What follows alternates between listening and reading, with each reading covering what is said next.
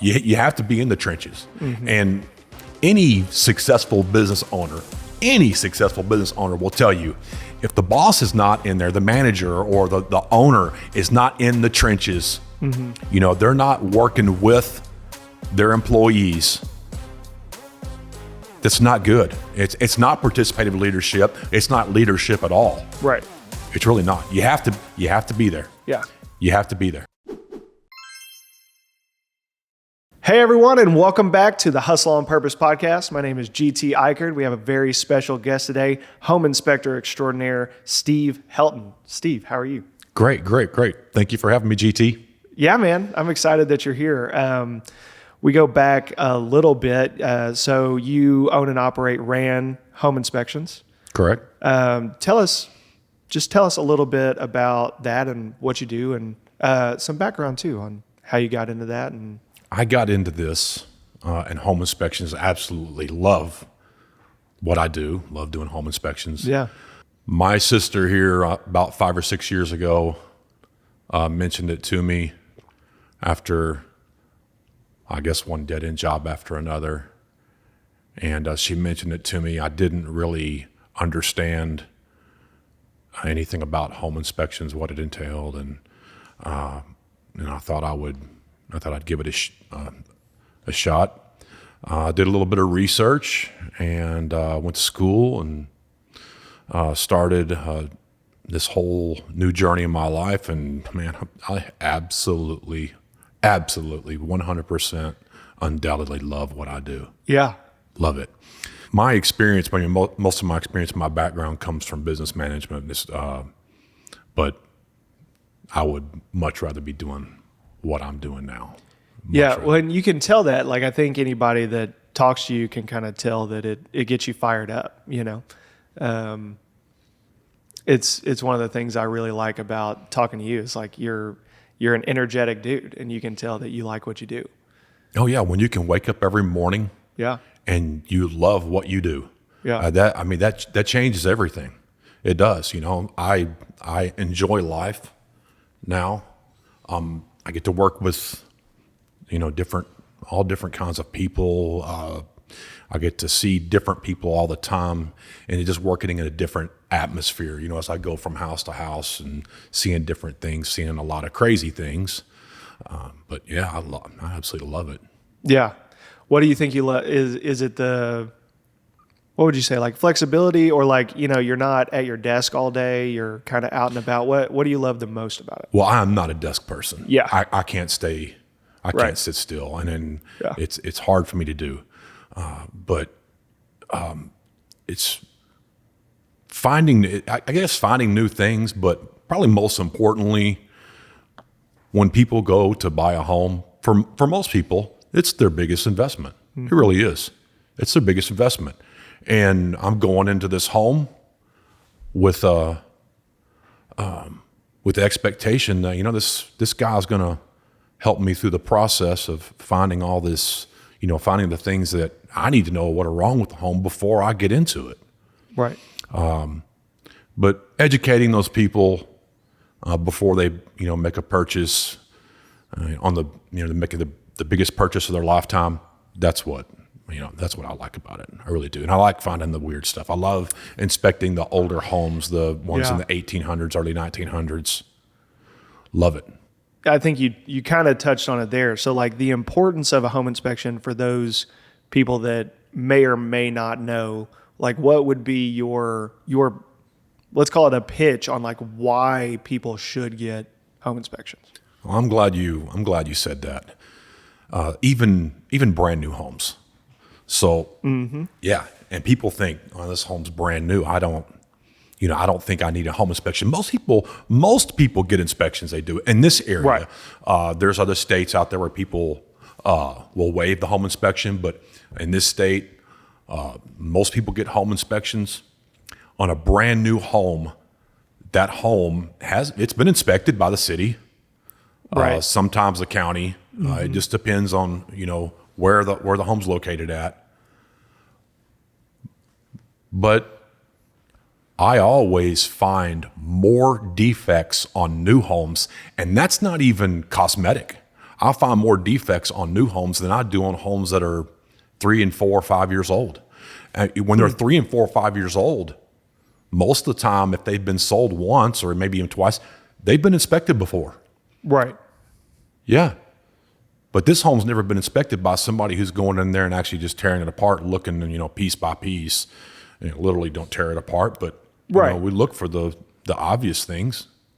And this is the honest to God truth. A couple of weeks ago, I went in and this home was only a year old. I was inspecting it for a buyer. The seller was having to move out of the country, so I came in and inspected the home. And up in the attic, there's a piece that's supposed to attach to the evaporator pan that says, hey, when there's water in here, I'm supposed to shut this unit off. That and the float switch on the secondary drain line. Yeah. Neither one of those were ever connected. Yikes. And the gentleman came home, and while I was in the inspection, I said, hey, who did your inspection? He said, this is a new house. I didn't have it inspected. Those things like that, Right. in the first year probably wasn't that critical, but it could have caused a lot of damage. Well, yeah, because like for people listening that don't know, the reason those switches are in place is like a drain pan starts filling up with water. That's right. It shuts the unit off so that you don't wake up to a flood of water coming through. That's right. Through your ceiling. That's right. So it's a really important, secondary safety measure to prevent a really big potential problem. And those drain lines, I mean, as you know, they get clogged all the time. Some attic insulation falls in there, like those just little dust, those mold. little PVC drain lines they put on those things get clogged up all the time. Yeah. So as home buyers, those have to be cleaned. They need to be cleaned once a year. Mm-hmm. Yeah, your HVAC guy, if they come and they service your unit, they'll have a little hose attachment that'll blow it out. Mm-hmm. And what's bad is like when those, you also need those pans cleaned out because all that debris and stuff falls in them. And then when they do get some water, just like anything else, that debris carries it into the line. Right, the water carries it. Well, I wouldn't recommend this, but I take a garden hose and I stick it to the end out by the condenser, and shoot it up through there. That's how I clean mine out. Yeah, I mean, we'll put a disclaimer in there and like you don't recommend it, like you said. Not recommended. But honestly, it's like it's better to do that than to like do nothing. Yeah. Right. If you feel confident about doing it on your own. Yeah. Do it. Take off. Yeah, but and home inspections they're important.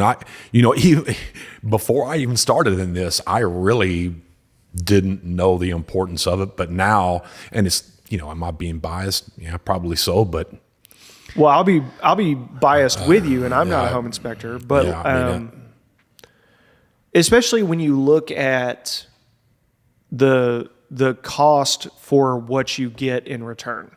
The fact that somebody would be looking at buying a $200,000, $300,000, $400,000, $500,000 house, whatever the price is, and not spend a few $100 for a home inspection blows my mind. Because at the very least, you're going to get peace of mind. At the very most, you're going to save a ton of money. I mean, I would say, yeah, you save $20 or $200, and it costs you $20,000, $30,000 in the future. Right. Yeah. Sometimes more, depending on what it is. Well, and it's not. I would say a couple of things. If someone in your real estate transaction is telling you to not get a home inspection, that should raise a red flag. If you're buying a home and the seller's like, no, you're buying from a builder and they're like, it's brand new. Why would you need a home inspection? Like, big red flag. I've never heard anybody say that, but if I did, that would be a huge conversation. That'd be a pretty stressful conversation. Well, it would be. And not necessarily that agents would advise against it, but if you have a real estate agent that's not really pushing for you to get one, like that's a bit of a red flag. And I don't think agents would do that. I don't. I'm sure there are builders that do that, but I don't think an agent would do that. I think most agents, they'll recommend it as long as they're not brand new. And I mean, any agent that's been through more than one transaction is probably going to be like, yeah, home inspection's an outstanding idea. Yeah. Yeah. because it is. And it's not that builders or home flippers or remodelers or even just people that have lived in a house for a long time, a lot of these defects, to play devil's advocate for the people that are on my side of things, building or renovating houses, home inspections are a good thing too, because a lot of times you just get blinders on. If you've been building a house from scratch for 3 months, 6 months, whatever, you've been renovating a house for 3 months, it's hard to proofread your own essay, right? You need a fresh set of eyes. Yeah. So having that non-biased third-party professional home inspector like yourself come in and say, hey, after coming through everything, like, here's some things you missed, is like, I've never, it's been rare that I've gotten a home inspection back. And granted, I mean, I've had several hundred of them, that I've just completely disagreed with the home inspector. It's like, oh yeah, he's right. We missed that. Well, education on home inspections is I don't even know how to put that, but for a long time, too many home inspectors, and I'll tell you, including myself, got into this business without the proper knowledge and education. That is changing in the state of Arkansas now, which is a good thing, and I see that, hindsight's 20/20, but now that's something that's happening in the state of Arkansas now. They're requiring more education and more experience, from people who are coming into this business, because there's, right now, there's over 400 home inspectors in the state of Arkansas. Wow. And finding that right one who has the experience, the customer service, and who's looking out for you, it's a tough decision to make. Finding affordable, quality property and casualty insurance can be a pain, but Little Rock-based JTS has the protection real estate and property owners need. From liability and property coverage to plans for loss of rent, renovation projects, and more. Just give Matt Barger a call at 501-231-1611. He even has markets for short-term rentals like Airbnb, as well as vacant, owner-financed, and rent-to-own properties. Call Matt today at 501-231-1611 or email him at matt@jtsfs.com. The most common question I get asked is, GT, how do I get started in real estate investing? And my go-to answer is to go talk to Robbie Cole at Benchmark Home Loans. Robbie will help you figure out the best loan option for you in your current situation and help you with long-term planning as well. He gives out free advice 7 days a week, and he would love to help you. So if you're one of the people that's been afraid to start that conversation, I encourage you to stop right now and call 501-777-9995 so that you can start your investing journey or take it to the next level. Once again, that's Robbie Cole at Benchmark Home Loans, 501-777-9995. When you don't know, like typically, like you mentioned, homes are people's biggest investment. And it's like, I forget the number, but I think the average person buys is like 2 or 3 homes in their lifetime. And it's you as a traditional home buyer are not going to have those connections to know what home inspector to go with. Yeah. And I tell people all the time, it's just like any other industry. There are people that are better and worse at it. One of the biggest issues, because I'm predominantly on the selling side of those transactions, especially when I was working for the investment company that I used to work for where I met you. You need a home inspector that I would say is fair but firm. Like I would never encourage a home inspector to do anything outside of anything unethical. I want you to point out anything and everything you can find wrong with that house. But what I don't necessarily want you to do is do it in a way that's so alarming that you make a mountain out of a molehill. Yeah, let's what gets me. Yeah, let's talk about alarming, and that's that is something that, yeah, I talk about alarming, but the whole ethics thing, that's something if you look over something and, you're not bound by your own ethics and by the ethics of the state, Yeah. you shouldn't be doing this job. You Right. should definitely, ultimately be, concerned and looking out for the person you're working for. Right. Yeah. But yeah, that's not something I want to comment on because that's, Yeah. there's too much of that. It's a Yeah. negative trait out there. And something.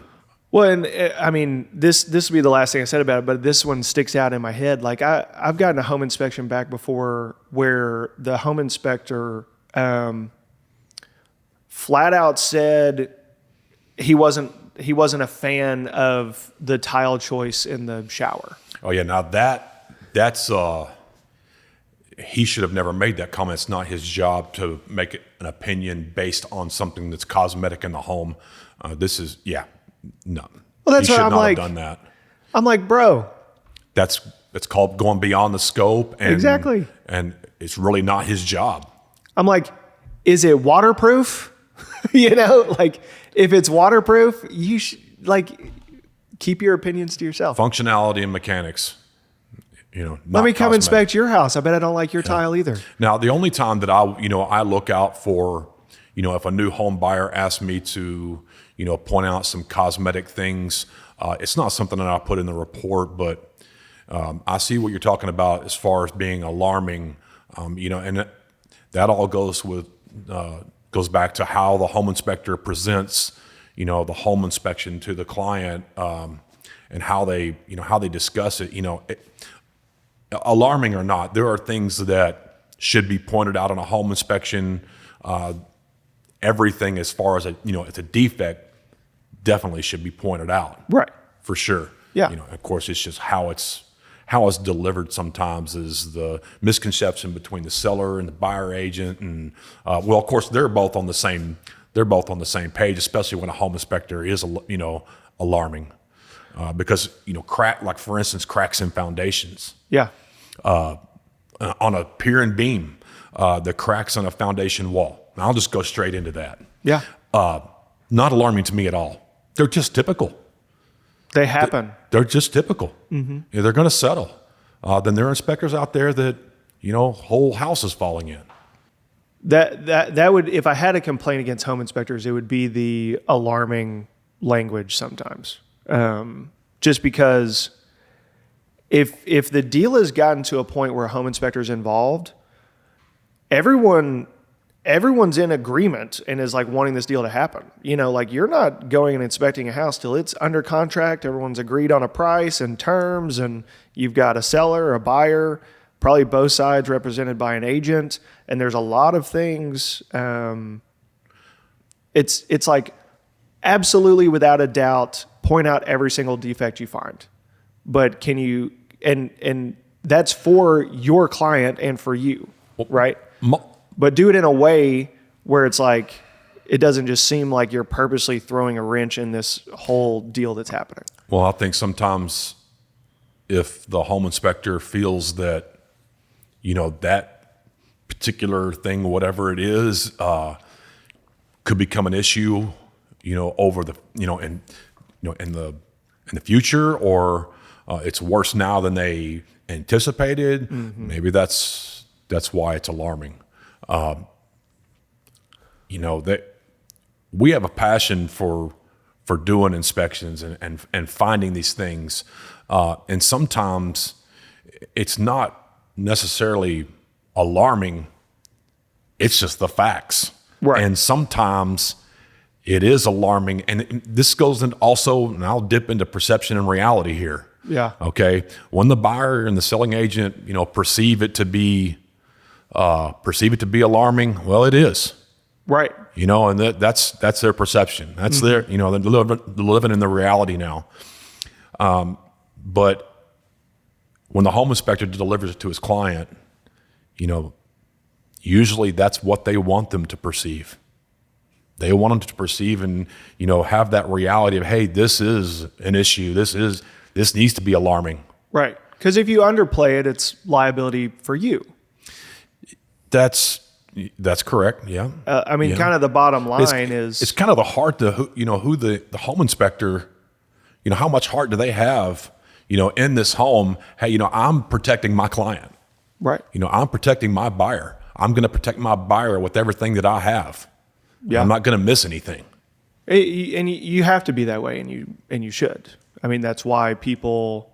It's a relationship based on trust. I mean, the buyer typically doesn't know, any more about how that house works than how their phone works, right? It's like, all I know is I turn it on and like I can call people and they can call me. That's and right. like how it works, I don't know. And that's the same relationship most people have with their home. It's like, I don't know. Like I go to the fridge and it's cold. I go to my thermostat and I push a button, it gets warmer. I push a different button, it gets colder. I mean, that's most people's relationship with their home these days, at least in my experience. It's like they're like, you're exactly right. And it's just like that's why I try to spend, I try to spend time with the homeowners or the home buyers. I try to spend time with them after my inspection and go through the summary and stuff. But I spend a little more time, sometimes 30 minutes more, with first-time home buyers. yeah. To try to educate and, Here's where your air filter is. Yeah. And like, smoke detector batteries, when to change them, Yeah. and not let them beep. And of course, they're always going to go off at 2 or 3 o'clock in the morning when you're asleep. yep. But you change, like you said, changing the air filter, cleaning the gutters. Yeah. And there's numerous things. Here's where your main water shutoff is. Mm-hmm. I've found that you ask most people like, hey, if your house started flooding, where do you turn your water off? Yeah, and see that is supposed to be on The home inspection. It is. Yeah. It's supposed to be on the home inspection, the location of the main meter, where it's at in the yard, or whether it's on the front of the house or by the driveway. Right. The more you know. Yeah.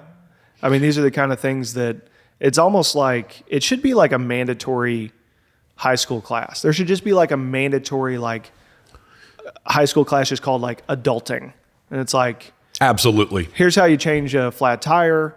Eventually when you own a home, here's things you're going to need to know. Absolutely, because you could cover those maintenance tasks in one day. In a class. In a class. Like one class. One class, you could cover. Here's how to buy insurance. Here's how to shop around for car insurance. Yeah. I mean, here's some things to think about with like your parents are going to get older one day. I mean, there's all of these we send these kids out of high school at 18 years old, and if your parents haven't taught you a bunch of stuff, then you just don't know it. And I just feel like that's becoming more and more all the time. Right. It's becoming more prevalent. This is me getting older. I can just feel this is such an old man thing I'm about to say, but it's like this new generation. They're coming out of high school, and it's like they just don't know anything. No, I'm not gonna comment on the education system. Yeah, we can stay away from it. But I think a class like that's a great idea. Oh, it is. And so many people have brought that up. Yeah. About why aren't there classes about adulting and things that are logical and common sense? When after you graduate, owning a home or driving a car, right? How to put gas in a car. I mean, you would be surprised how many people, right? If you watch TikTok, you just got to watch TikTok. I need to get on. You TikTok. just got to watch. You have to watch TikTok. Yeah, it's like what's unreal. what's more valuable to your average 25-year-old guy? The 4 different kinds of plant cells, or how to change the oil in their car. Yeah, or air up a tire. Air up a tire. Yeah. And those things are important. And you just putting air in the tire. And and if you explain to these people, hey, you know what? Every fall, you got to put, if you don't have nitrogen, you got to put air in your tires, because your tires are going to lose 5, 10, 15 pounds in the fall when it gets cold, because the air, you're going to lose the pressure. Right. Here's how you jump a car battery. Yeah. Any of that you stuff. don't put the negative to the positive. Yeah. You could. You could. Yeah, see what happens. What? That's on. Hey, you know what? It's all on TikTok. Yeah. You can see what happens. I'm a big fan of the, let's just remove all the warning labels off of everything and let Darwin run its course. Absolutely. That's so terrible of me to say, but it's kind of just like, no, but sorry, man. You know why those warning labels are on there, because somebody has done that. Oh yeah. The lawyers have, sued somebody into oblivion, and now they've got to put a label on everything. Yeah. It's just crazy. It took us down a rabbit hole there, but, yeah, I think I've mentioned it before too. It's like the fact that maybe not every, but most high school students don't graduate with a business is kind of surprising to me. I mean, it's not surprising. It makes total sense, but I'm like, I think by the time my kids are of legal age, they will all own a business. Oh yeah. That's the only way to go. It's the only way to go. Yeah. Right. Entrepreneurs, those are far and few. Well, there's a lot, but yeah. Now I think it's to have the financial freedom. It's more prevalent than it's a must. Yeah, it's like even if you have a normal job, I think owning an LLC that does something, even if it's just a side hustle, is just necessary. Like it will be a requirement for my children, because that business needs to own your cell phone. It needs to own your car. There are expenses that need to come out of that account. And you'll get to hold on to a lot more of your income wherever it's coming from. Oh yeah. I mean, I think that's basic knowledge that I wish I would have had a better understanding of it before 30, Well, that's one of those things they didn't educate you in school. Right. Yeah. And I get why it's not. It's kind of frustrating. On how to be a business owner. Yeah, like some of it's kind of like once you start seeing some of how like the code in the matrix, right? It's like okay, well, more people should get that knowledge and understand it. And that's part of what we're trying to do here. We talk about it, and hopefully we're giving people some of the motivation, education, whatever that they need. So we've talked about home inspections. I want to talk some about the business management stuff, because there's a lot there under the umbrella of business management. And for me personally, just to give you a little bit of an intro on that, like managing people, once I started doing it, it's like I started realizing just how deep that rabbit hole goes. Because it's one of those things, it's like, 5 minutes to understand and like a lifetime to master. Like on paper, it's not. There's a saying that goes to that. Yeah. Seek first to understand, then to be understood. Yeah. There you go. Yeah. On paper, it makes total sense. Like, oh yeah, I'll just manage these 4 people or these 10 people or these 20 people. And like on paper, you're like, yeah, I'll just like make sure they're at work on time and whatever. And then you start doing it and you're like, oh my God, like there's a lot that goes into really trying to manage people well. It's all psychological. Yeah. Yeah. It really is. So share some of your experience. Well, finding the probably most managers' biggest hurdle is, how do I find the right person, or how do I find good people that are going to, they're going to get the job done. So and now you've got the balance of, the scales. Well, I have to, what am I going to pay this person? I want this person. Let's say this is, you're an 8 or a 10 on the jobs, as a job scale, as a contender, you're an 8 or a 10. Well, what's the pay scale? Are you going to pay me what I'm worth? Well, how do I know what you're worth? Yeah. I don't. I don't know what you're worth. And that's where the resume comes in. That's where references come in. But finding the right people, that's a huge challenge. Now, if you step into like fast food or the restaurant business, that's extremely difficult now.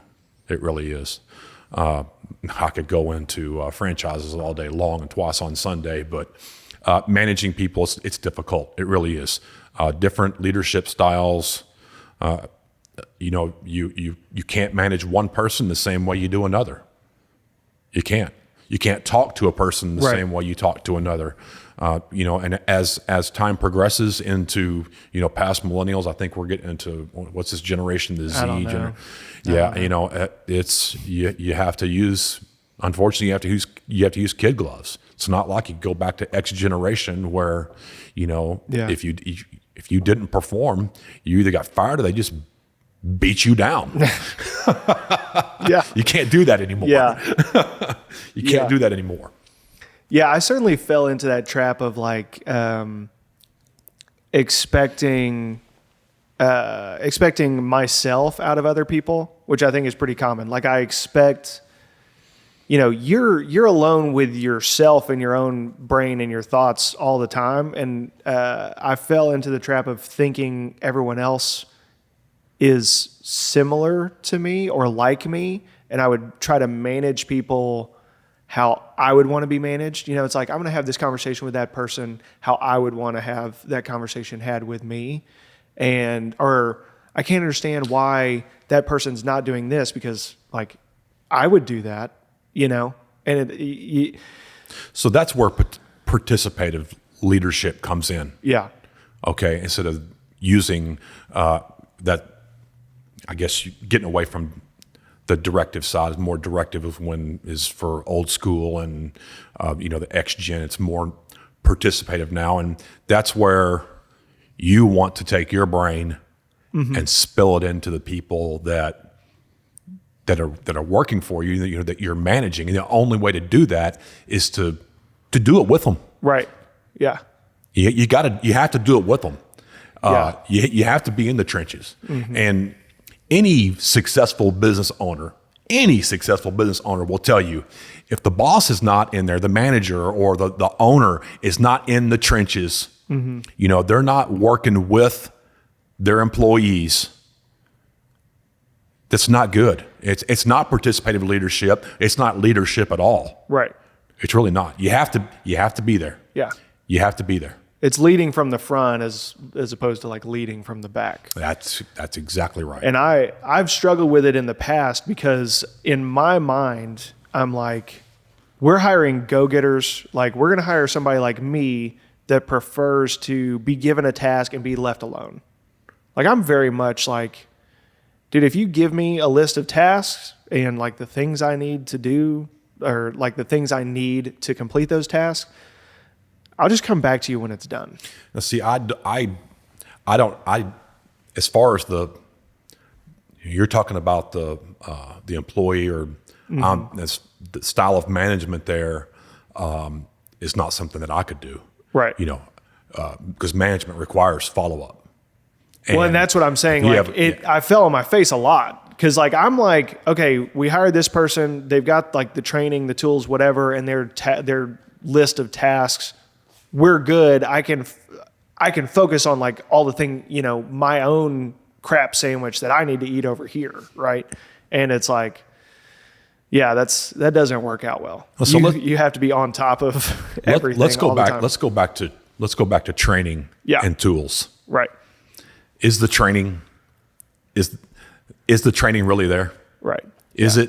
And are all the tools really there? Right. They aren't. So many times employees are put into a position with the wrong tools and not all the information, completely incomplete information when training. They get onto the job and then expected to perform with the correct tool and all the information as if somebody's been working there a year or two or whatever, and it just doesn't work that way. It doesn't. Yeah. Training is the biggest downfall in most businesses today. It's just not there. Right. It's not there. The anticipation or the that's when the directive leadership comes in. Now I haven't trained you. Okay, so if I haven't trained you, why are you not motivated? Why are you not motivated to do the job? Right.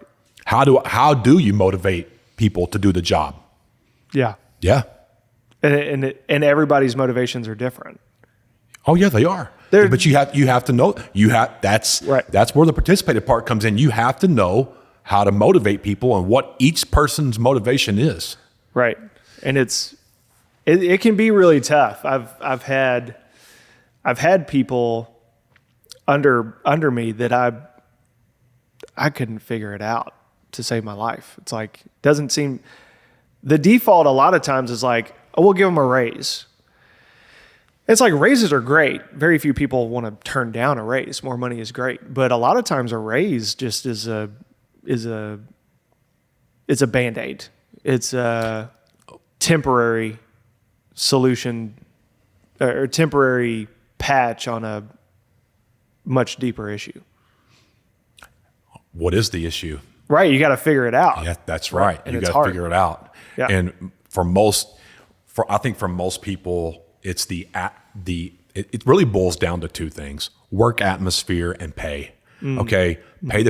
If you're paying people what they think and that you think collectively what they're worth, they have a great atmosphere and they love to work there. You're good. You're good. Yeah. You're good. That's when the training becomes easy. The training becomes easy and the output is much better. Yeah. You just clarified something for me. I like that. It boils down to work atmosphere and pay. If you have both of those things nailed, and it's always a moving target. Like you have to stay on top of both those things because like your work atmosphere can change like that. Your employee satisfaction with their pay can change pretty rapidly. How do you do that? Well. How do you stay on top of it? Active participation. That's right. Yeah. That's right. Communication. Yeah. You have to communicate with people. Mm-hmm. Yeah. Especially the people that work for you. You have to communicate all the time. And self-accountability from a boss. What can I do to make your work experience better is something you don't hear a lot of. That's right. Yeah. You don't. Right. That's what's lacking. What can I do to make your work experience better? How can I make it easier? Yeah. Well, because a lot of times, if you've got jaded employees, a lot of times it's because they've got jaded management, and it's because it all trickles down, right? Like the employees don't feel, their work environment or their pay, one of those is off. It's like a lot of times the management feels the same way. Yeah. It's like the deeper I go down the rabbit hole of entrepreneurship, business management, all of that stuff, it's like, oh, there's a reason a lot of companies don't get this stuff right. And it's because it's really hard. It's a lot of work. It is. All the time. And like you rest for a minute and something's out of whack. You rest for a minute, something's on fire over here. You address this fire, something's on fire over here while you're busy with that one. I mean, it's a beast. So let's talk. I want to talk about, if at all possible, the difference between the largest fast food chain and the busiest fast food chain. Yeah, let's do it. Can I guess which is which? What do you think is the world's largest? I would say McDonald's. Accurate. Okay. I would think so myself. I don't know. I don't have numbers. Okay. But I would say, McDonald's used to have the most restaurants. I think Subway now has. Oh, really? I think Subway has more restaurants than McDonald's. Yeah, because they can these little small towns. But well, you can throw one in a gas station, right? Yeah. I guess there are some McDonald's, but it would be much easier to. The startup cost for a Subway has got to be much lower than for a McDonald's. Oh yeah. So what fast food restaurant is doing more business? I would think. I would say almost, and it's almost double. Yeah, I would guess Chick-fil-A. Yeah. Yeah. And it's crazy. And why do you think that is? I would say, I think it's probably a bunch of things, but anybody that's listening to this or watching this is going to probably unanimously agree that the experience at Chick-fil-A is drastically better. That's right. Why is the experience drastically better? The employees are happier. Okay, I'm going to go. This is the third one. Why are the employees happier? I would assume it's their culture and their pay is probably better. So if They get Sundays off.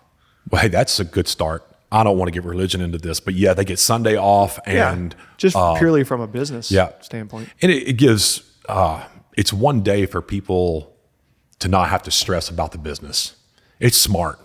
It really is, whether it be Sunday or Monday or Tuesday or whatever, But not only is it day. smart, it's incredibly. It's one of those things that, to me, no matter what,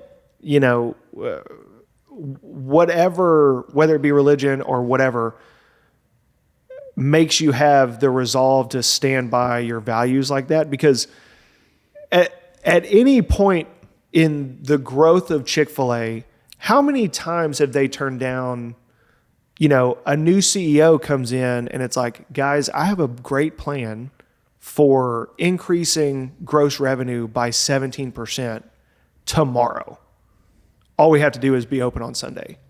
And, when they're first starting out, like Alex Hermosi is a guy I listened to who's talked about this. When you're first starting out, he calls it the woman in the red dress. He relates it to the scene in The Matrix where Morpheus is walking Neo through a simulation and the woman in the red dress walks by and Neo gets distracted.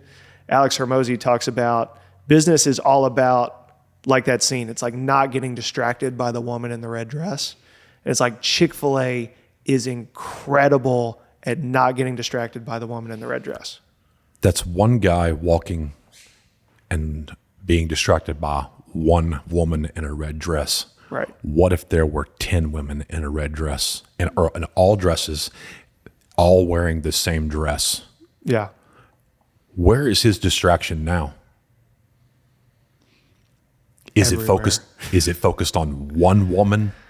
Right. Or is it focused on all? His focus is now split between all 10 women. Mm-hmm. It's not just the one woman anymore. Yeah. So now the value's lost. Wake up, golden arches. See, they preached this multi-unit facet a few years ago. Okay. Chick-fil-A doesn't have that. It's a one-store deal. My value is that one store. Mm-hmm. That's why they run better. Yeah. That's where my value's right here. Okay, it's centered in this one location. This is what's important to me, not 10, 15, 20, 30, 150 restaurants. Yeah. Until that's realized by supposedly the world's largest fast food chain. Right. The steady decline. Well, you can just feel the difference. Like even people that don't know what it is that they're experiencing, it's like McDonald's feels like Excel, like Microsoft Excel. Like it feels like it's run by a spreadsheet, right? And it's like Chick-fil-A feels more like it's run by, I'm trying to think, like some like heartfelt nonprofit, right? It's like, it's got a different vibe to it. And all of it boils down to, for me, like I was talking about the woman with the red dress, it's impressive to me to see a company stand by values like that as the woman in the red dress gets more and more attractive, right? Because when you have one Chick-fil-A store and you decide to stay closed on Sunday, that's a strong statement of your values, right? When you have 10 Chick-fil-A stores and you still stay closed on Monday, you're starting to make a real statement of your value. But here's the values. kicker. No Chick-fil-A that I know of, I could be wrong, is open 24 hours. There might be. Yeah, none that I know of as well. I don't know of any. None that I know of. And they're closed, I think, 2-3 holidays a year, Yeah. and every Sunday. Yeah. So right off the kick, you have 52 Sundays they're not open. Right. Count the holidays in Yeah. as well. You're at all 55, 56 days. 56 days of sales that they're closed and still mowing over all the other competition. Right. I mean, just mowing them down. Right. There's no question. Yeah. And doing it in a way where they're still keeping that employee satisfaction and pay and Yes, like they're growing. Their growth rate's right where it needs to be. They're not growing to the capacity that they can't contain what they have. yeah. They're not going to let it get out of control, which is smart business. Yeah. It really is.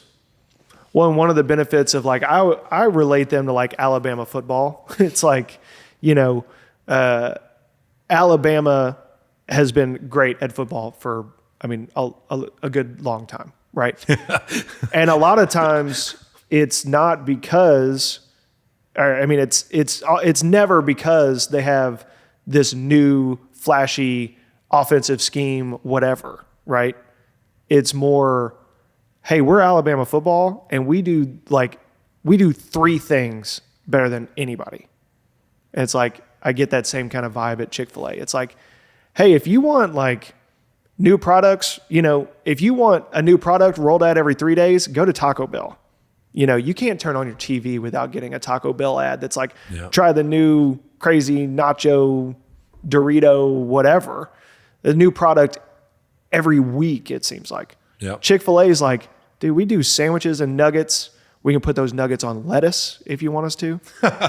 We'll make it a salad, But we do grilled and fried chicken in a sandwich or nuggets. And we do those 2 things well. And we do it with a smile and fast. See, I think there is better chicken.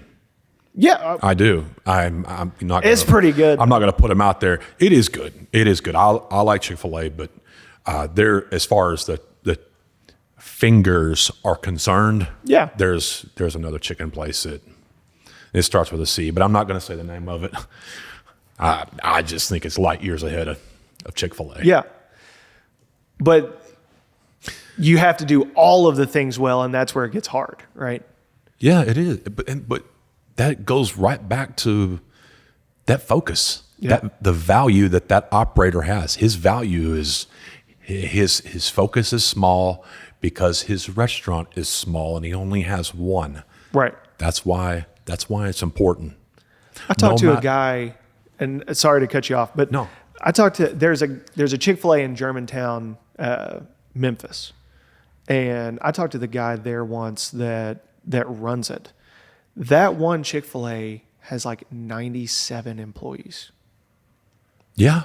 And I'm like, because you go in there and it seems like it's almost like 1-to-1, like people inside compared to like employees. It's just like, this place is insane. But you go there on a lunchtime on like a weekday and there's a line around the building, but it's constantly moving. Mm-hmm. The inside lobby is packed, but people are eating and going. Like it's incredible to watch. So let me ask you this. Would you go to Chick-fil-A even as fast as they are? Okay, so they've got the fast thing down. Would you go to Chick-fil-A if the food was crap, but it was really fast? No. Nobody that I've ever talked to would. Yeah. But most fast food companies, and especially the world's largest burger joint, put so much focus on speed. Speed, yeah. I'm the kind of person, I don't care if I have to wait 20 minutes. I want fresh tasting food. I want what made you what you are today. Right. And it was the taste of the food. So many people are out on their lunch break. Hey, you know what? If you want fast food in your lunch break, make a sandwich. Yeah. Make a sandwich. But I want to go somewhere where I can get great food. Yeah. Yeah, I'm going to get it fairly quick, but I don't want it in 30 seconds and then it tastes like rubber when I get it. And that is lost. That is solely lost. It's let's get through more. Let's get through more more customers. Let's get through more customers. You've more got customers, the more counter, customers. like how many seconds it is to the next car. Oh yeah. Oh yeah. The more customers I can get through, the better off I am. Until I run out of customers. Right. It's like though you're looking at the data for today and you're like, hey, we hit our goal of 17 seconds between cars or whatever. It's like that is great for today. But like, are any of those people going to come back? Did we give them an experience they want to come back to? That's right. So Eventually that gap becomes smaller and smaller and smaller where you're able to get those people through because you don't have those customers anymore. Right. So I ask you a question. If you're on a lunch break and you've got a McDonald's on one corner and a Chick-fil-A on the other, the McDonald's line's got 10 cars in it and the Chick-fil-A line's got 20 cars in it. Which restaurant do you go to? You're in a hurry. I'm in a hurry? Yeah. I'm going to Chick-fil-A. Yeah. Well, I mean, I don't care if there's 10 cars in McDonald's drive-thru or not because, 30 years ago, there'd have been no question I would have gotten better service and I would have gotten much better service and food at McDonald's. Right. But now it's not that case anymore. It's just terrible. I'm going to get better food at Chick-fil-A, and I don't mind waiting for it. I don't care if I'm in a hurry or not. I don't mind waiting. And there's another burger fast food restaurant chain that I absolutely love. Their burgers, absolutely love them. But it's the whole meat holding thing. We've kind of gone off on a tangent of the quality of fast food, and I really hate that, and I apologize. But No. And I'll say this, and I wish that every CEO and every consultant and manager in fast food restaurant stop overholding beef. If you can get that out there. So when you say overholding, what do you mean? So all of these restaurants, they don't cook your burger and put it straight on your sandwich. Right. Yeah. They hold it. Right.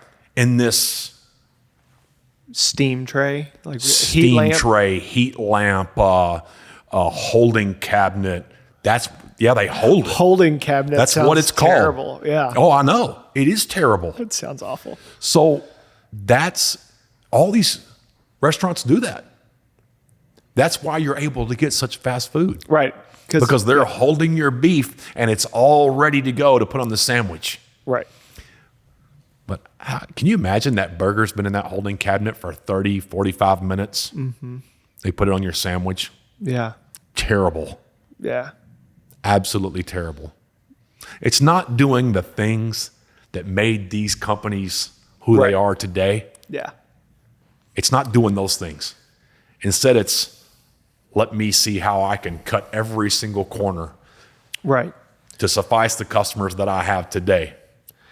Well, I think there's a broad lesson for any business owner to take away from this stuff because it's very easy for any of us to get into what I would call like the tangible data, right? Like when I was saying, when you go to McDonald's, it feels like you're eating at a Excel spreadsheet.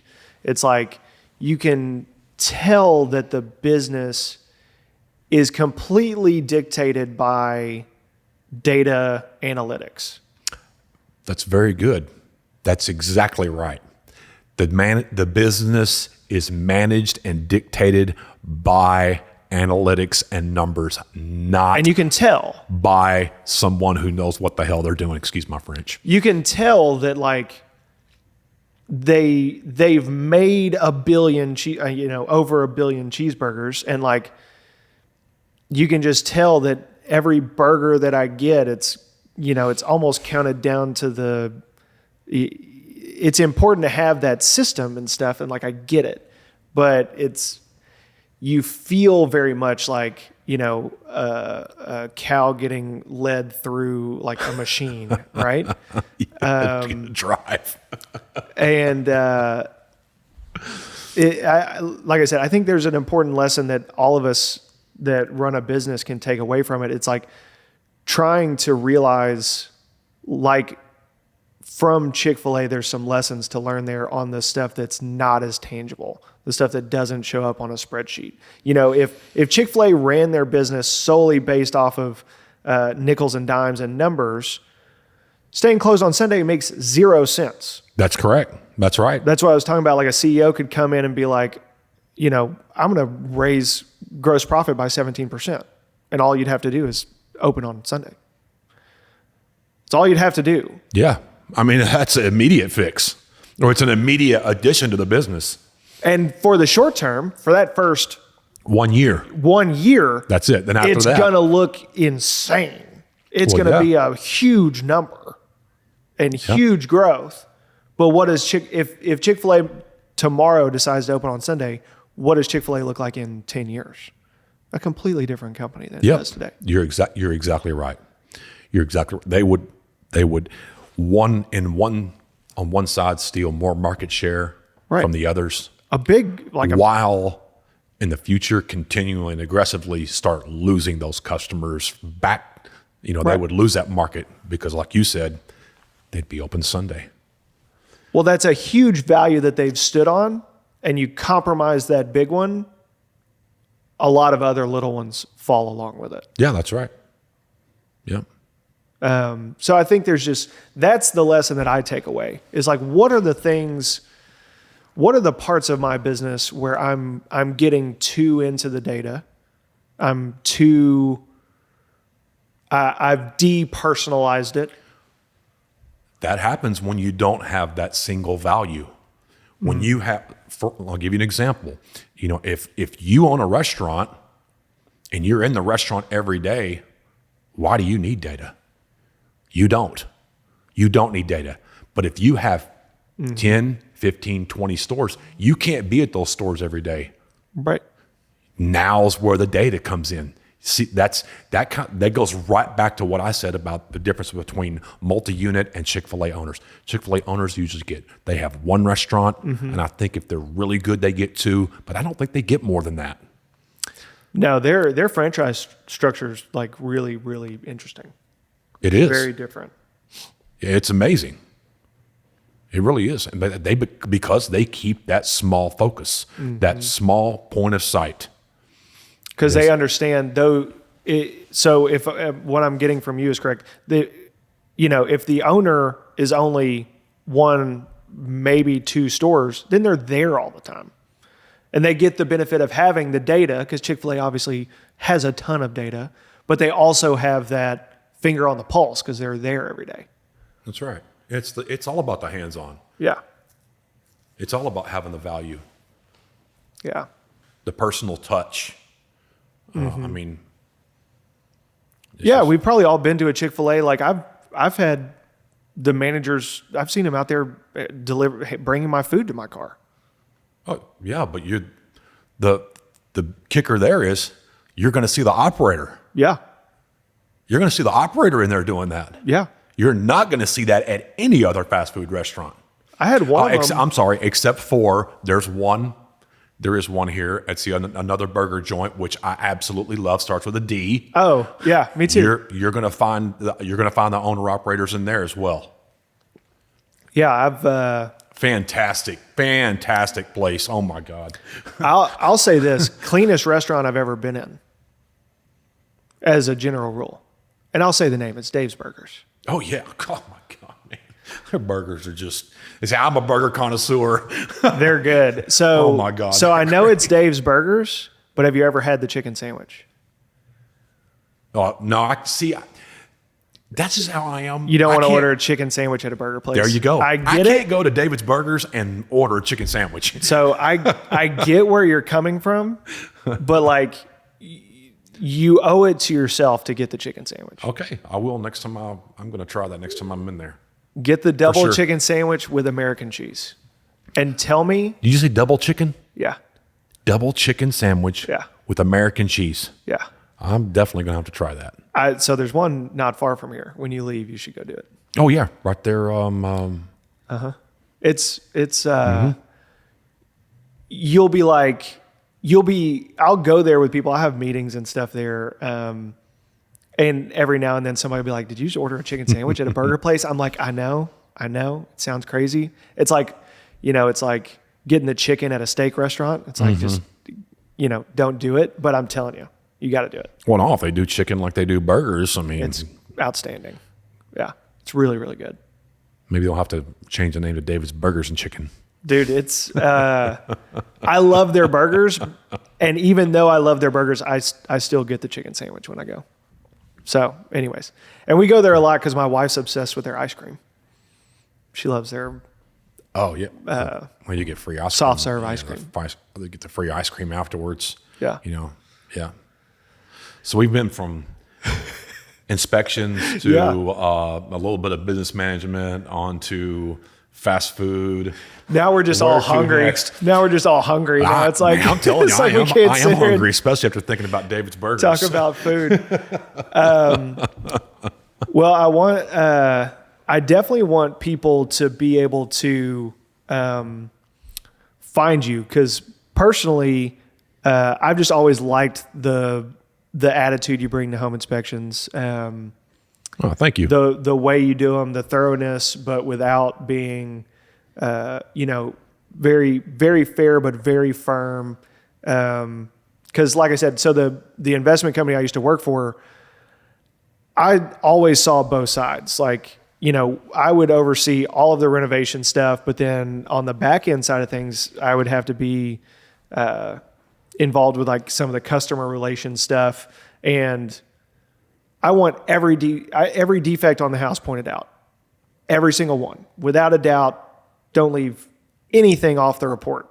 Do your job as best you can. Tell us every defect you can, right? But I have to manage some of this customer relations stuff on the back end. So I don't need it in a way that is alarmist, like we talked about before. So anyways, I always really like the attitude that you brought to it, finding all the defects, but doing it in a way that, because most houses are not as in bad a shape as people would like to think. There's old HVAC systems. There's damaged shingles. There's cracks in the brick veneer. There's cracks in the floors, cracks in the garage floors. There's drainage leaks. Those are things that, they happen. It doesn't mean that the house is poor. It doesn't mean that it's falling apart. Most of those are just simple repairs that can be made by, a licensed contractor. And I always recommend, and, I'm going to say this with a little bit of always recommend a licensed contractor, whether it be a licensed electrician, a licensed plumber, licensed roofer. They have a license for a reason, and most of them, they're bonded, they're insured. Most of these guys have experience. They know what they're doing. And don't cut the corners. A lot of times the corners are going to be cut, and, you're going to go for the cheapest guy. I've never been that way. I believe in you get what you pay for. I'm a firm believer in that. Firm believer in you get what you pay for.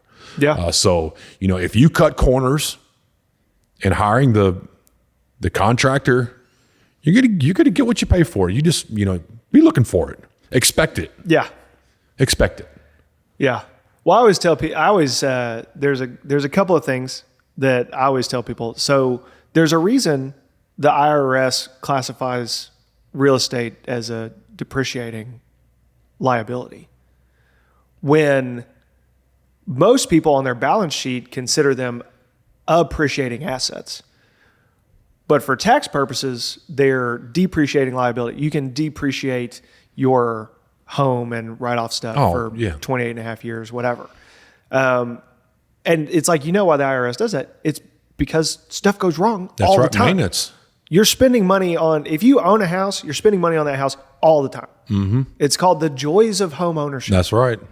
So it's just kind of part of it. But that, you know, I think like how many pages would you say your average home inspection report is?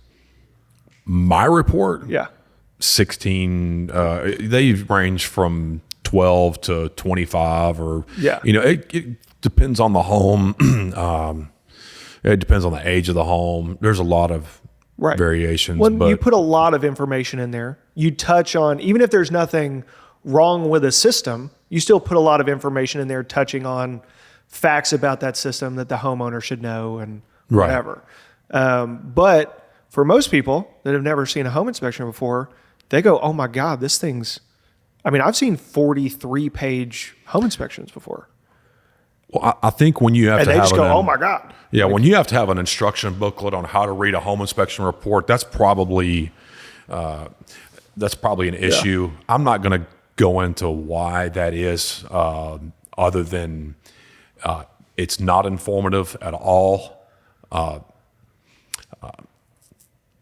My reports are informative. They are. Yeah. They are. They're pictures and arrows and they're plain, they're simple, they're easy to read, they're easy to understand for people who don't know homes. They're easy to understand. But you know, most importantly, like I said earlier, you know, I try to spend more time with clients, you know, after the inspection. Firstly, the first-time home buyers who don't have the education and the knowledge around home ownership. It's interesting because now I'm just now making the connection that probably comes a lot from your experience managing people, right? It's like some people would rather spend their time typing up a 43-page report so they can just call it done. It's like, well, I gave them 43 pages of stuff and I don't have to spend any time with them. Here's your report you paid me for. You know, wham, bam, thank you, ma'am. That is the service and hospitality part of my business. Yeah. And you know, I have a 24-hour, 7-day-a-week availability. I mean, I have clients in Africa. I have clients in Germany. Yeah. I don't know how many clients I've got in California. Hundreds in California. So I have to be available all the time. You know, they calling me at midnight, 2, 3 o'clock in the morning. And I even had an agent text me at 5:05 this morning. And when I text her back, she said, "Oh God, I didn't think that you would respond." And I did. Nice. Yeah. Were you up? Yeah, I was up. I Okay. got up at 4:15 this morning. You know, I'm usually up early. No, I'm usually not up that early. I was like, that's savage. But I'm usually up between 5 and 6. But she Yeah. was really surprised when she texted me at 5:05 in the morning that I immediately responded. Yeah. Yeah, I'm always going to immediately respond. Yeah. Yeah. And I'm always available. Unless you're stuck doing a podcast and I made Unless you I'm turn stuck your doing a phone off. podcast. Yeah. Yeah. It's the dreaded phone check whenever we finish. It's like I'm the same way. It's like I turn my phone over. It's like, what's been happening in the last hour? Yeah, because I don't never shut my phone off. Yeah. Never. I never put it on silent. This is the first time in a very long time that Feeling the anxiety. Yeah. Yeah. When it's sitting right beside me. Yeah, it's like let me just check it for just a minute. You start I have to watch myself because I start getting like Gollum from Lord of the Rings. It's like your phone is just like precious. it just gets so connected Is that to Lord it. of the that's Lord of the Rings. Yeah, I would try to do the voice, but I would botch it. Yeah, That was Spiegel, isn't that right? yeah, Spiegel. yeah. He's got. Yeah, I don't want to full on nerd. I'm reading The Hobbit with my 4-year-old daughter. Oh, are you? Yeah, I have an old version of it that's like a big Hey, I want to picture book. Let's talk about something. Okay. Let's talk about something. Aaron, you can get in on this. Why do people, if you've ever noticed when there's ever a book and then there's a movie, why do the people who say the book is so much better than the movie? Well, it's like, of course it is. Why? Why do they always say the book is better than the movie? I would say because it's more detailed, and it's people that take the time to read the book look down on the people that only took the time to read the movie. I think. To watch the movie. So they're like, you took the easy road. You just sat through a movie. That's it. I think that when you're reading a book, you're in your own place, right? Most of the time when you're reading a book. Right. So your imagination, you're going to draw your own conclusion about what things look like in the book. For sure. Based on your preferences. So Right. it always looks better.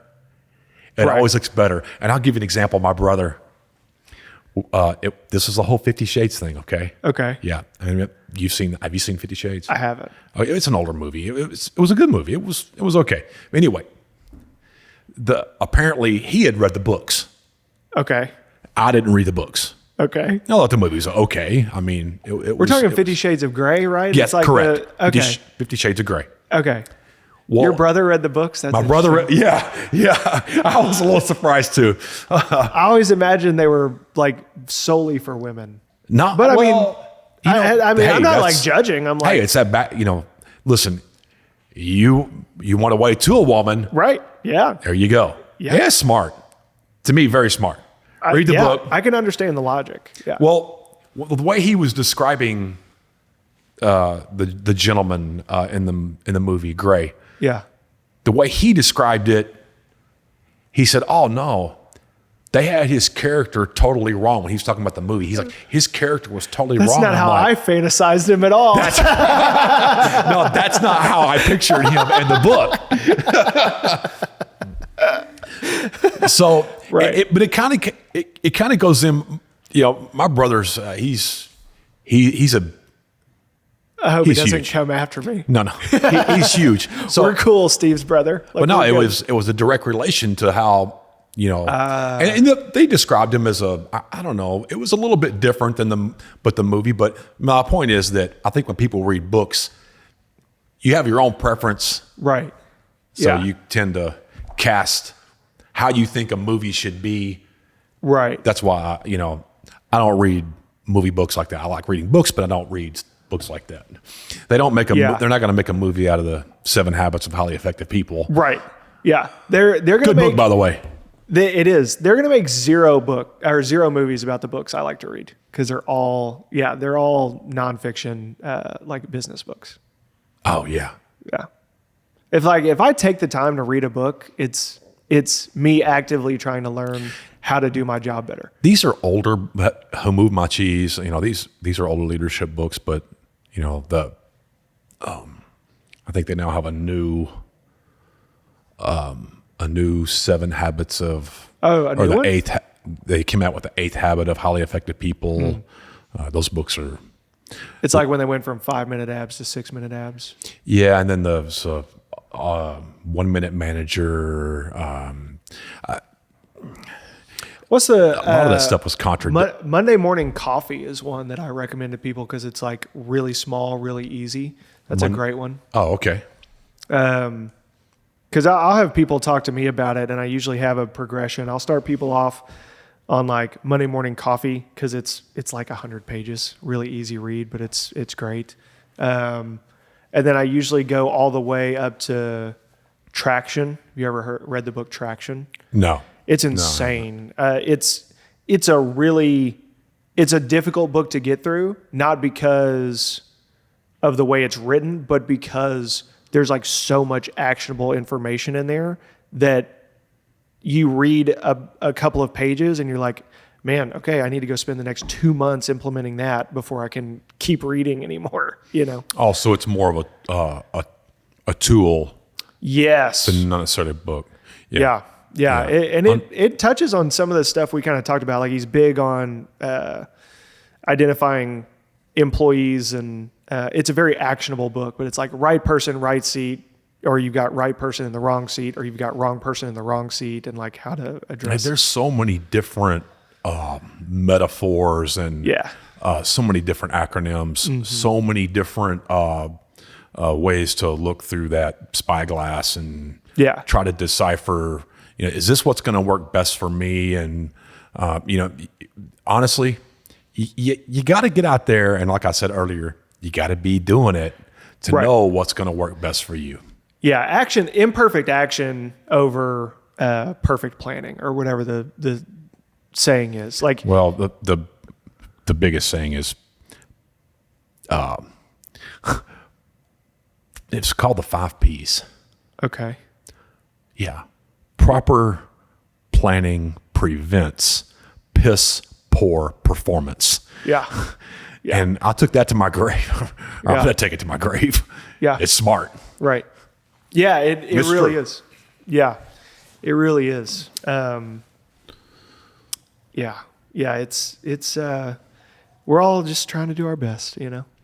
So on the inspection part, did you have any questions about the investment side of inspections?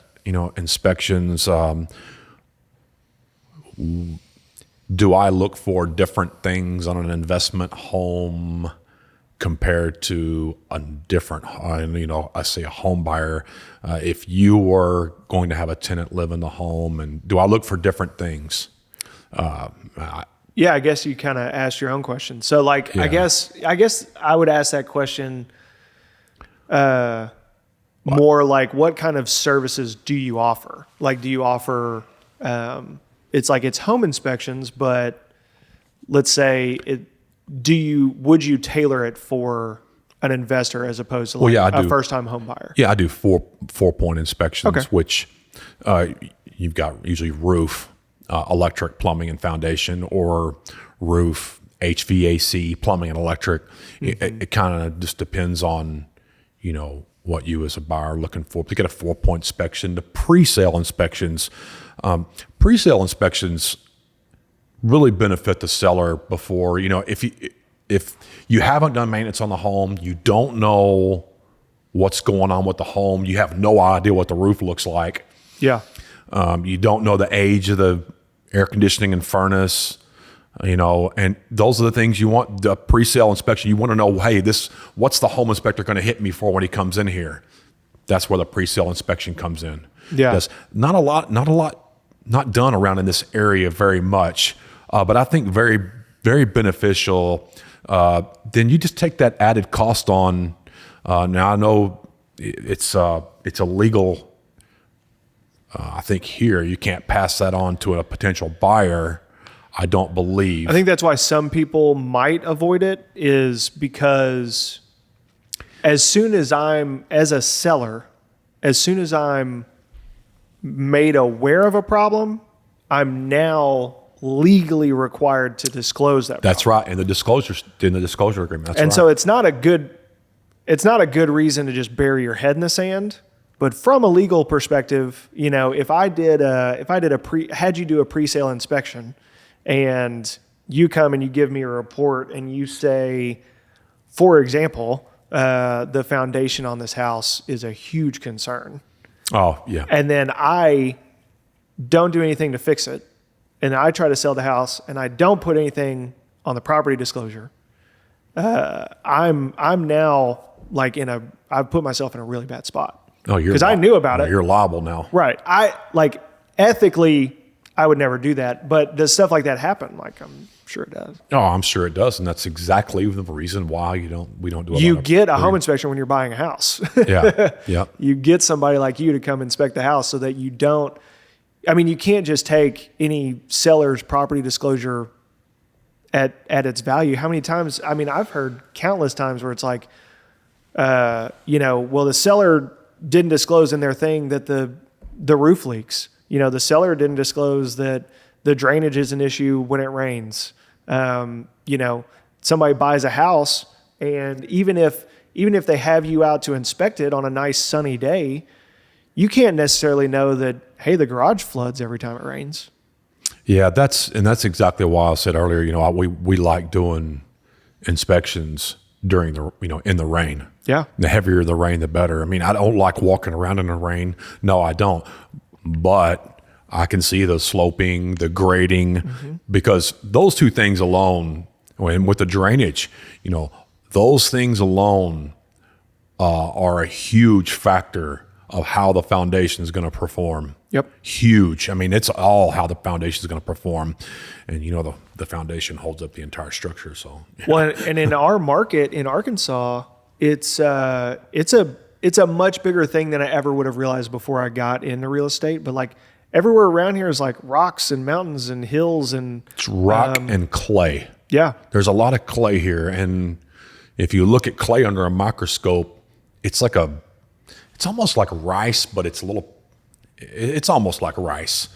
But, when it gets wet, it expands a lot. and it contracts and then once it draws out, it's going to collapse, and that's where you get voids in the ground, and then that's where you get footings that settle, and so on and so forth, and piers start to settle. Yeah. But I think on our video the other day we talked about, and I kind of wanted to talk about this again, is the active and dead loads, if that's okay. Yeah. And people curious about foundations, how like when I move into a pier and beam house, and then all the walls are fine and everything, the foundation wall looks good. But now I've moved in. Right. I've moved all of my 1 trillion pounds of furniture in, and I put my gun safe. I put my gun safe in here, and you know what? Somebody didn't point out this crack in the wall and on the foundation wall. Right. Those are the kind of things that scare us as home inspectors, or when you don't think about the active load that you're putting on the structure and on the foundation after you move all your things in. Yeah, that's a great point, because I mean most people don't think about it at all. No. So my parents, they built a house in 1976. It's like 3,600 square feet. It's a pier and beam and a crawl space, and really never had any issues.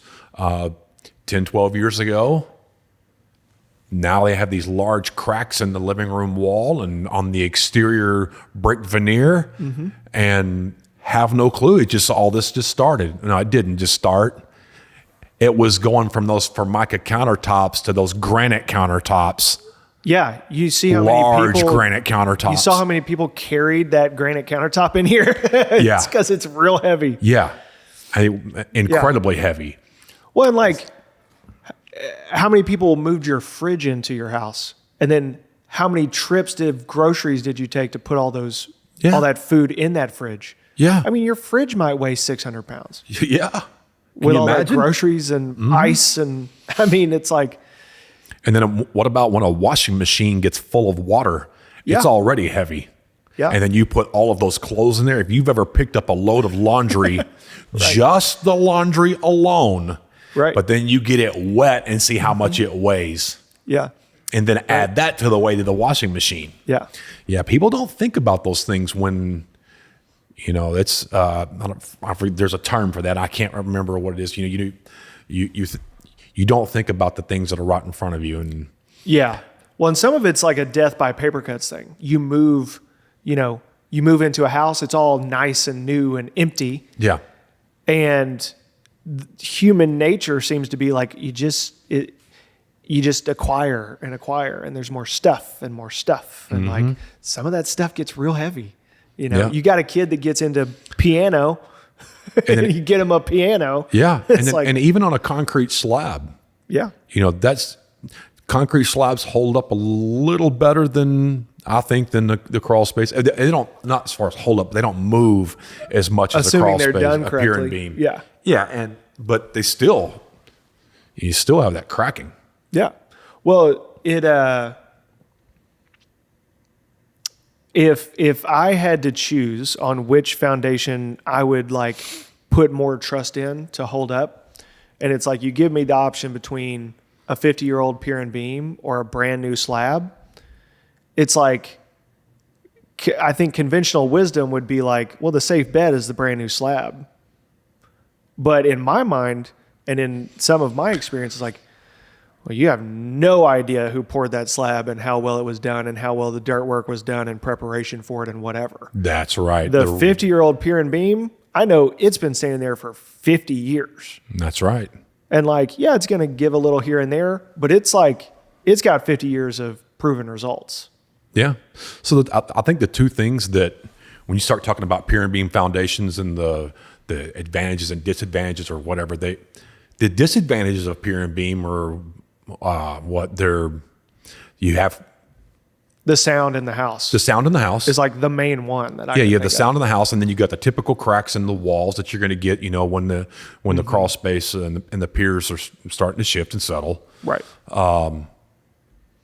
The sound in the house walking through it, and those cracks, because you're further off the ground than you are on a slab, so termites are actually less. Even though that is wood, I think I think termites are less of a problem because they have further to travel on a pier and beam home to get to the wood than they do a slab. Interesting. Yeah, I hadn't. They're more prevalent hadn't really on slabs. thought about it. Yeah, when I do see termites, it is typically on like slab houses. Yeah, now because that you say that. they don't have to go very far, just a couple of inches to get to wood, because that wood's sitting right on top of that slab. The framed walls are.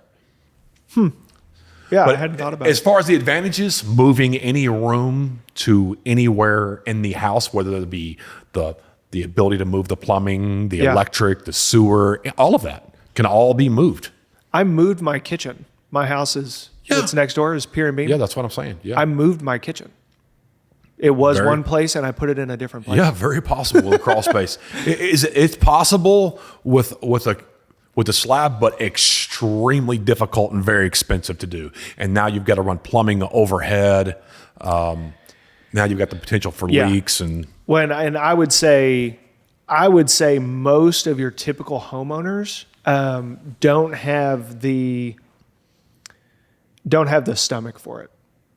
Seeing your slab house get trenched through, oh yeah, all the flooring out, all the things that have to happen for those plumbers to move stuff in the slab, I would say most marriages aren't built for it. oh no, oh no. And let me tell you, there are subdivisions here. There are subdivisions here in Central Arkansas, and I'm not going to name where they're at. But there are subdivisions here in Central Arkansas that have just that problems. I mean, the slabs where it's just, it's come apart, it's cracked, and you can, looks like the Mariana Trench. Yeah, there are whole subdivisions that are ticking time bombs. And I've been in some of those houses, and it feels like you're walking in a fun house. Yeah, it's a different experience. You're like, this is not that old of a house, but I feel like, you could set a ball down anywhere and just watch it like take off. It just, it's like, I've pulled up to the front of a house before, and just standing out in the front of the house, you can tell it looks like the house is trying to like rip itself apart in the middle. Like, the foundation's bad when you can see it from the street, and you just go, what's happening? I think this house is breaking in half. Yeah, I think we're witnessing this house fall apart as we speak. I don't see that, and that's one of the things about people buying a house. They're always so curious about the foundation. So curious. I think there's a reason to be concerned about a foundation if you're on a hill. If you're on a 30% grade. I mean, is it 30%? I may be off here. No, I'm sorry. It'd be the same as whatever slope. If you're on a sloped and you're on a side of a hill, I think there's a point to be. Yeah. There's a point to be concerned, but there's not a lot of that around here. I mean, it is hilly around here, but most homes around here, especially they've been standing, like you said, 30, it's even 10, 20, 30, 50 years. Right. They're not going anywhere. Well, if your drainage is addressed, in my experience at least, it seems like the houses with the worst foundation issues are the houses where the drainage has never been properly addressed. You're exactly right. And it's like, if you get the drainage addressed properly and get the water away from the foundation. Right. Yeah. Then you're probably good. Yeah. And I don't think it's necessarily intentional by builders. Sometimes when you build a house, I mean, things change from when you built it to 10 years later. Erosion And like, a house gets built next door and they completely change how the water comes into your yard. Because, one of the things about water is it goes downhill. It goes everywhere, and it's tricky to where it goes. It is. Yeah, I was in tricky. roofing for 5 years of my life, and like, man, trying to track down some roof leaks can be a real pain. Because they run down rafters and sometimes run across conduit or Anything. Romex or and it's going to find a way. I mean, water water finds a way. If there's a way, it's going to find it. Yeah. And it's a crazy thing. So it's something as a homeowner you should always be aware of. Like if you have water that rushes around, sits around your foundation, address it sooner rather than later. Because it may be, in your mind, it may be expensive to have that guy put in that French drain or the whatever. I promise you it's a lot cheaper than foundation issues. Yeah, 6 to 10 feet. Yeah. 6 to 10 feet. Yeah. Look at getting some gutter extensions on your downspouts. It's incredible how many people think that gutters are an issue. No, gutters are amazing. Because they'll potentially damage a 1x6 fascia. Yeah. Isn't that something? I mean, if you get the water behind the gutter, there is a potential to rot the fascia out. Yeah. And 90% of the, I'm not going to be completely accurate, but I'm sure it's 90 or above. Most fascias are 1x6. Right. And they're cheap. What, $20, $30? Relative to foundation work, almost anything's cheap. Relative to foundation work. There's, I go over this with my kids all the time. The difference between dangerous and scary. Because my 4-year-old daughter will be like, she'll be scared to like stay in her room at night or something. And, I'll try to talk to her about why and whatever. It's like, well, there's a difference between scary and dangerous. Right. Sleeping in your bed at home, albeit you might be scared right now, it is not dangerous. Mom and daddy are right here. You slept in your bed every night since she can remember anything, and nothing's ever happened. Like, it is scary, but in no way dangerous, There are other, if she's standing on the, something high up off the ground or something, it's like she may not be scared, but it could be very dangerous. Right. It kind of makes me think about that with like the fascia and like the foundation stuff. It's like you can have a homeowner that's like scared of water getting behind a gutter, and it's like, well, that's scary, not really dangerous. Right. Foundation stuff, you may not be afraid of it. It may be out of sight, out of mind, but that's like, if there was something dangerous, that's going to be more. Yeah, I think that gutters are, I would recommend them on every single home, even if the home slopes 45 all the way around the house. Yeah. I think they're needed. I do.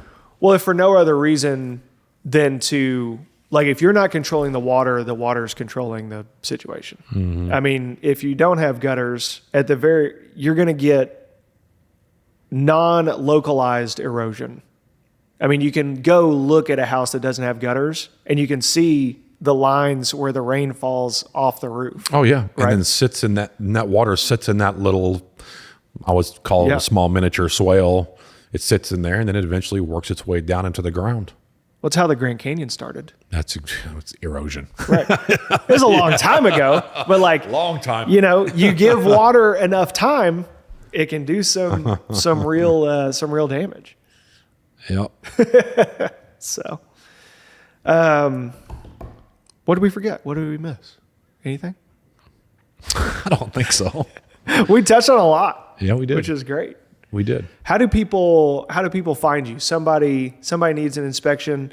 And you mentioned, this is worth mentioning. You mentioned having clients out of state, out of country, whatever. I think that's something that I've recommended to a lot of people is like, if some of these out of state investors, they need to buy stuff and it's sometimes without being able to get here and look at it or whatever. So you can be a trusted resource for those people to be eyes, boots on the ground. Eyes on the ground. And for investment homes, people who are not local and are buying sight unseen, I do video walkthroughs. I'll do Facebook Messenger, video, live video. There's there's a lot of different things that I can do, and it's just up to the investor, how they want to do this. I do a lot of inspections for 4 different investment companies. Yeah. 2 out of Memphis, and then the other 2 are here, I think, locally in Little Rock. But I do different things for investors, like I said, whether it be videos, Well, and that's super helpful because like the cosmetic stuff that we mentioned that you may not put an opinion of something like that on a report, but if you do a video walkthrough or whatever, they not only have your report that contains data on the mechanicals and the roof and the condition of certain things, they can also make their own assessment on what their cosmetic or rehab budget's going to be on the stuff that may not typically be on a home inspection. Right. Yeah. Yep. Very good. Well, you could find me at www. That's 3 W's. World Wide Web. For those that aren't familiar. At raninspections.com. TikTok, I think it's ran_inspections. Facebook is ran inspections. Gmail is raninspections@gmail. Almost all. I mean, it's just ran. Yeah. RAN. RAN. That's Reese, Asher, Nicole. Okay. Yeah. Awesome. 3 pillars. So ran inspections. Love that. Thank you. Man, this was so good. I really appreciate you coming. Yeah, GT, thank you for inviting me. And if, you guys, you have my number. My number's 501-920-0126. Call me anytime. Yeah. And I appreciate you having me on here. It was great. Little collab. Yeah. I'd like to do this again if at all possible. Anytime. This was fun. Awesome. I really appreciate you coming. Reach out to Steve for all your professional home inspection needs. Awesome dude. Hope y'all enjoyed watching this. If you did, be sure to like, subscribe, share with a friend. If you're watching, you can listen to us on wherever you get your podcasts. If you're listening, you can watch this video on YouTube. So go check that out. Really appreciate y'all sticking around and hanging out with us today. And we'll see you on the next one. And hustle on purpose. Thanks for watching. If you liked that video as much as we liked making it, be sure to check out another one. You've got one here. You got another one over here. If you want to listen to the podcast audio only, go check out the Spotify link in the description. And if you haven't subscribed to the channel, please consider doing so. It helps us out a ton. And please hit the bell if you want notifications anytime we drop a new video. Hope to see you on the next one.